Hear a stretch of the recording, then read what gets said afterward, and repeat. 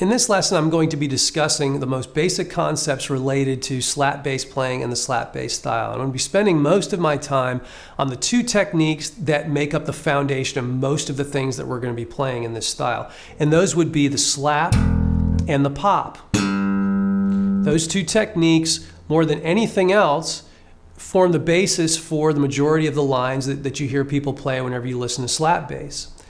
And what we want to do is we want to get really good at those basic techniques, because if you have that foundation down, that helps to ensure that as you progress with more advanced techniques and more intricate combinations of them, that helps you to make sure that everything you play is going to be very, very clean and very, very solid.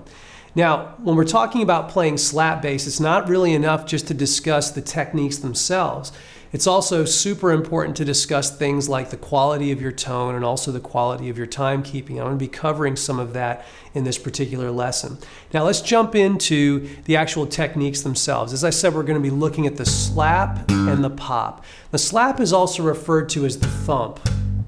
And the thump is where we get most of our energy and most of the gravity of our bass lines. There are two real main approaches that people use whenever they're playing the slap or the thump. The more traditional approach is one in which you would play what I would refer to as a follow-through type of a stroke, a follow-through stroke. What that means is that when we go to slap the note, our thumb is following through, basically cutting through the string that we're slapping and then coming to rest ultimately on the next adjacent string over. So if I go to slap this open E string, what I'm doing is I'm cutting across with my thumb and coming to rest at the A string just past it. Now notice the position of my arm and my elbow. I'm coming more from the back side of the instrument, and that allows me to get some good power, because I can use a combination of a wrist rotation and also the energy that's directed by the forearm when I'm cutting across the string. Okay, so that's that follow-through type of approach. Now another approach that I started incorporating into my playing, and I've seen a lot of other players do this as well, it's more of a bounce or a recoil type of approach. And what that means is when we go to slap the string, when we strike the string, we're actually bouncing back away, allowing the string to ring. And that bouncing away is that recoil action. And I always use this example when I talk about this in clinics. If any of you have ever snapped anyone before with a wet towel, this is a great description of what's happening when we're actually playing slap bass using a recoil type of approach. Think back to when you did it. When you wrap up the towel real tight, when you go to snap someone, the power doesn't so much come from throwing the towel out. The power comes from when you snap it back. It's that recoil action that causes pain to the receiver, right? Well, in the same way, when we go to slap a bass string, if we're going to bounce away from it, the strength and the power is going to come more from the recoil. So what you want to imagine is the most basic motion will be a wrist rotation, where we're turning our thumb this way using our wrist to create this motion that allows us to bounce back off the string. Now if I turn a little bit sideways, you can see when I go to slap the string, my thumb bounces away just a little bit to allow the string to ring. So my wrist turns. It's like I'm throwing the thumb in there. I'm using the energy of that rotation from the wrist, and as soon as that thumb strikes, it bounces back away from the string. And that's the key to that particular approach. Now, one approach is not necessarily better than the other. In fact, I use both approaches depending on what type of phrasing I'm trying to imply. So I find that if I'm going for lines that require a lot of economy of motion, because they may have a lot of activity from the right hand, a lot of sort of rapid fire type of slapping type stuff, that type of thing, it helps me to use more of the bounce or recoil type of approach, because I can very quickly navigate the placement of my thumb with just a little bit of wrist rotation and bounce. If I'm going for more attitude and I'm trying to get more drive into my slap lines, I'll use more of the follow through.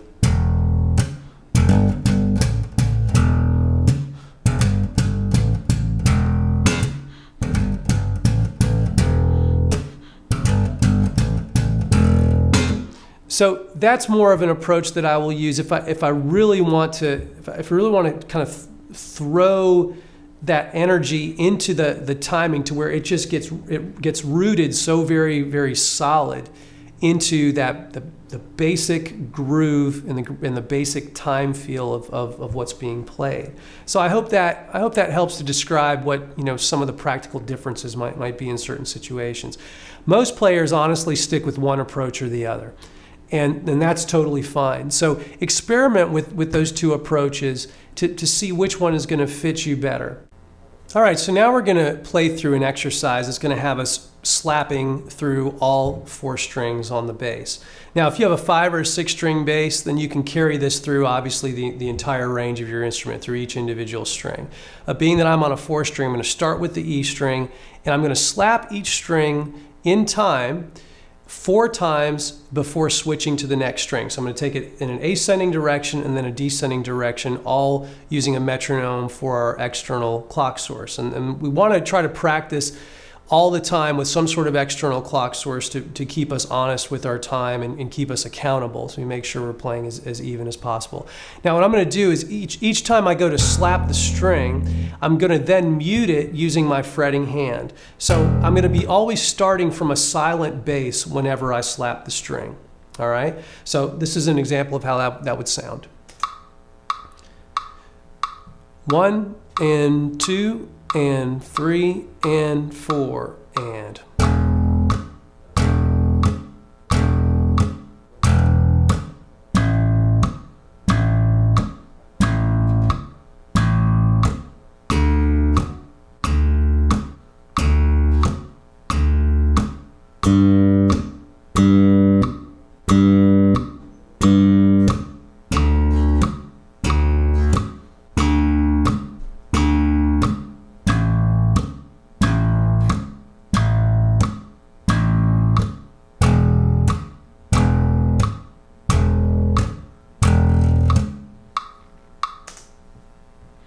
All right, so pretty simple exercise, but deceptively challenging too, because in order to play this well and play it correctly, we want to try to make sure we're equalizing the dynamics. Make sure the volume is very, very even on every note. And it's going to feel different slapping the highest pitch strings. It's going to feel very different than slapping the lowest pitch strings. And you're going to find that you have to make little slight compensation either with the position of your hand or the rotation of the wrist in order to make everything nice and even and clean. So practice very, very slow and make sure that you're incorporating all of those concepts when you play. Now, I want to talk just for a little bit about the importance of tone. A good traditional slap tone is one that has a nice roundness to it. In other words, it's got a nice expansive low end quality to it, and also has a bit of a cut to it as well. And on a Fender Jazz or an instrument like a Fender Jazz bass, where you've got 2 pickups that are separated by significant distance here, in most cases you're going to want those pickup volumes to be maxed out all the way. And that's how I have this set up right now. I've got both of these pickups with their volumes up all the way. And then with my tone control, I'm making sure not to have it set too dark.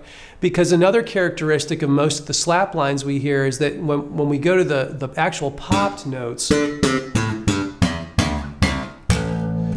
that you don't want the pop notes to be very, very dark. They need to have a snappy, sort of a high-end cut to them. So experiment with your bass tone control to find the best compromise that's going to work. You don't want it to be so bright that every time you play a note, either slapped or popped, it's just super, super brash.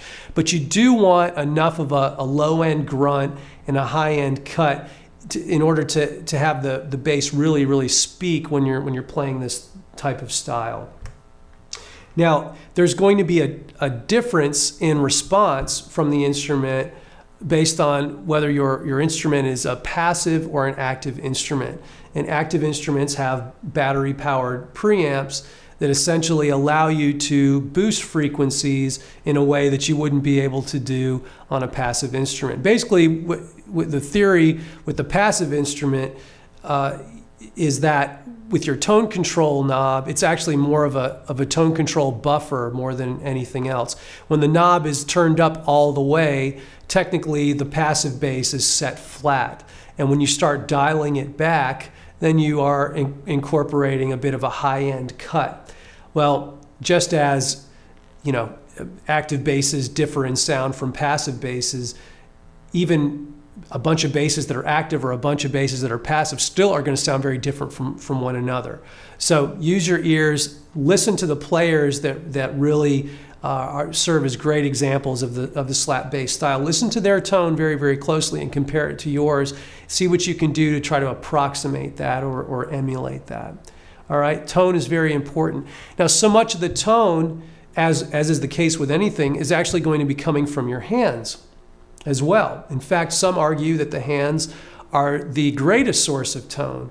So you have to be sure that your hands are doing what they need to do to get the sound that you need. Now, when it comes to playing slap, generally speaking, you want your thumb to be somewhere near the edge of the fingerboard. You don't want to go way on top of the fingerboard up here necessarily, and you definitely don't want to head back towards the bridge. But a good sort of middle ground position that's safe for slap playing is to stay somewhere at the end of the fingerboard. That's going to allow you an area on the bass whenever you strike that the amplitude of the vibration of the string is going to be at its greatest or close to its greatest. And you want the string vibrating as much as possible when you're going for a good slap bass tone. If you slap way back here, you're going to hear that the tone gets very, very thin. In fact, you can even see if you slap the string way back here close to the bridge, look at the string and how much it vibrates. You're going to see that it vibrates much less than if you actually slap it closer to the edge of the fingerboard. So it doesn't hurt to experiment with the placement of your hand to find what's going to give you that best tone throughout the entire frequency spectrum. All right, so take the time to do that.